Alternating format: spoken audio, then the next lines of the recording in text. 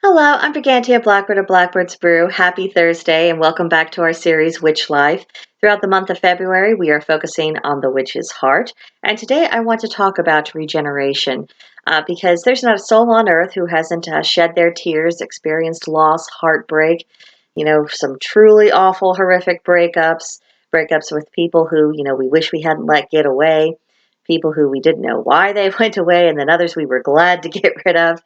But it still takes a toll nonetheless. And then there are, of course, people who very sadly and tragically lost loved ones in death. And whatever the cause for our mourning is, whatever it is that we have to recover from, there's going to be a period of time when we are going to be emotionally wrecked. And that is normal. It is natural.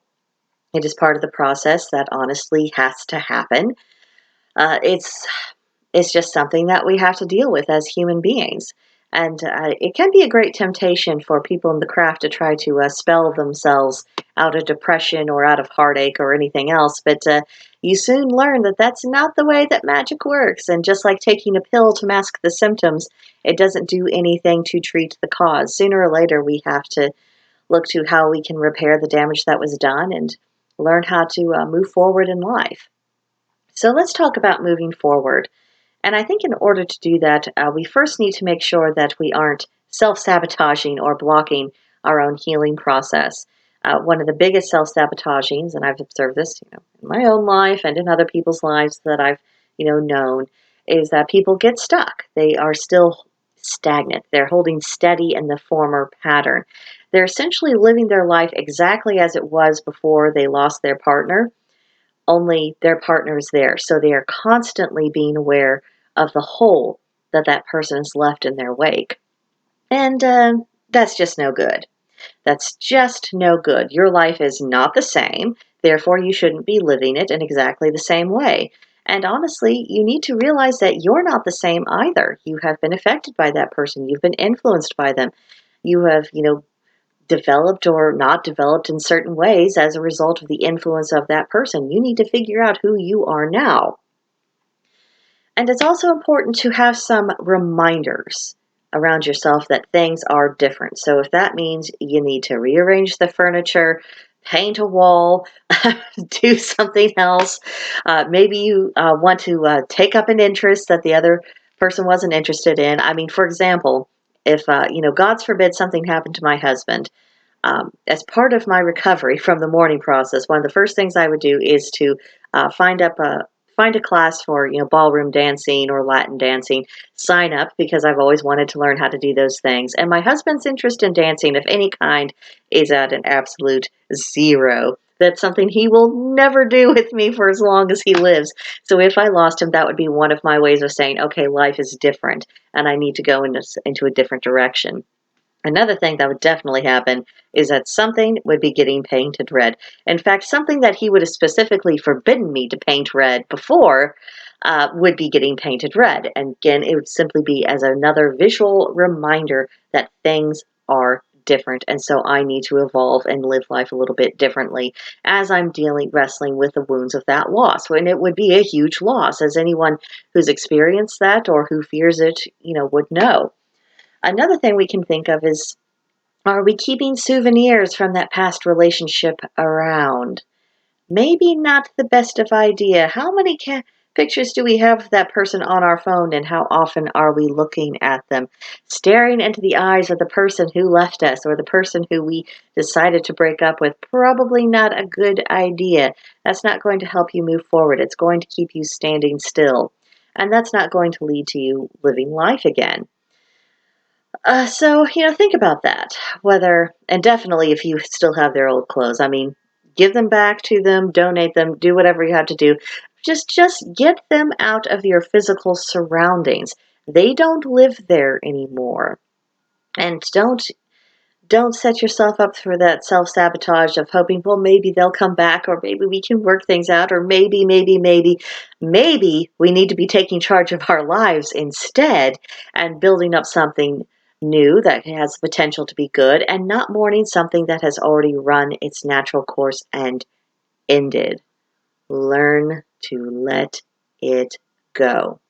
Another thing to consider is how much of our attention does this past relationship really get from us? Because wherever our intention is, that's where our focus is, and that's what's occupying our head, and that's what's occupying our heart. So learn to pay attention to different things, and I mean, if, let's say the person had no interest in watching documentaries, just pick a documentary randomly and watch it. Take up a new hobby. Go for a walk. Do something that you wouldn't ordinarily be doing if that person is still in your life. And if your thoughts are wandering towards them, switch things up. Do something else. Do not spend your time wallowing in the past. So that's the first thing. The next is to fall in life again. And I think this would be particularly relevant for someone if they came out of a very abusive relationship or if they lost a loved one in death, because in either case there is this issue of your life has been brought to such a terrible emotional low that it can be very difficult to see anything good about it. And if you aren't seeing anything good about living life, well, you're not going to get back out there. And I'm not necessarily talking about getting back out there and starting to date again, although that is part of it, but also just not engaging with life in general. And that means, getting to know your neighbors, forming friendships, having good working relationships with your coworkers even, or just, getting out of the house, getting outside of your own head, enjoying nature, participating in community events, whatever it is. If you don't see any value in doing that because of all of the emotional hurt, well, then you are not going to be healing. Your heart will not be regenerating. So looking for the beauty, looking for the good, it matters. And it can be very difficult to do because you might be thinking, well, how is any of this important compared to the pain that's in my heart? Like, I'm not saying the pain in your heart doesn't matter. I'm just saying that maybe the pain in your heart doesn't deserve your attention 24/7. You need a break.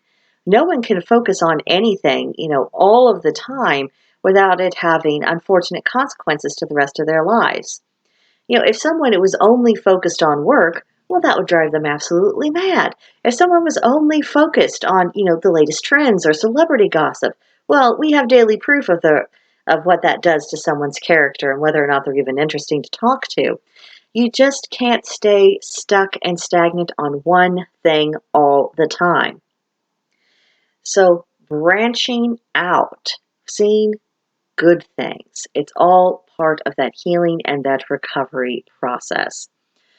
So let's say that you stop self-sabotaging and you're looking around and you're saying, I do enjoy these things. I'm looking forward to this event. I think this is really great. I have plans for the future. I have hopes again. I'm feeling open. I'm feeling healed. I'm feeling like my heart is beating again. And now I want to get it tangled up with someone else. This is an opportunity for us to perhaps choose more wisely. Now, I'm not saying that if you had the misfortune of being widowed, that you didn't choose wisely before. You could have had a very, very good marriage. The only thing I'm saying is that the person you were before you got married and who you are now are not exactly the same. So you might find that you will be looking for someone of perhaps a different personality type or someone who's, a different line of work. There just might be something different about new prospective partners. And essentially, just don't try to find a carbon copy of your former spouse. That's all I'm saying here. But when it comes to choosing more wisely, I'm talking about focusing more on character. Who is that person? Not just their material assets, because if anything, I think recent years have taught us that, someone can be very financially successful, but there could be unforeseen events that are beyond their control, and, poof, the money is gone. Well, how did they handle that situation? How did they bounce back from adversity? Who are they really? I think that's certainly important to consider. And do people take care of things they have? Do they take care of the people who are around them? Are they genuinely kind and warm-hearted? And also, when they talk about things they're interested in, things they believe, do they actually walk their talk? Because if someone isn't walking their talk, that's going to drive you crazy. It's going to make them eventually look very unreliable in your eyes, and you don't want to find yourself in a whirlwind romance with someone, and you think you know who they are, and then you discover afterwards that, oh, well, they're just more talk than they are substance, and then you're just kind of stuck. And then you have very different relationship problems. I'm just saying, know who that person is and know who you are, and don't engage in false advertising. Be honest about who you are, be honest about what you're actually interested in and what you want in life. And even though it can be scary, especially if you're a woman saying this to a man, but if you're saying, oh, do you see yourself one day wanting to get married, wanting to have children? You can say, yes, I'm not saying that I'm wanting to marry you because this is our first date and we just met. But, I do like the idea of being married. I like the idea of having a family. I do see that as part of my future. That way, if they don't see things that way, well, you can give them a quick little exit, and that will make room for someone who does value those things and is wanting to have that kind of life. Don't waste time trying to change people and trying to mold them into your ideal of what you think they ought to be. Not only is that a fruitless activity, it's going to sour the relationship, it's going to waste everybody's time, and it's just not going to help you in the long term. So I think those are my primary thoughts about that at the moment. And the only thing I would add at the end is just don't be afraid. And by that I mean don't be ruled by fear. Yes, it can be nerve-wracking. Yes, none of us really want to be hurt again. And yes, I think we all understand at the back of our minds that sorrow is a part of life. Getting hurt is something that can periodically happen.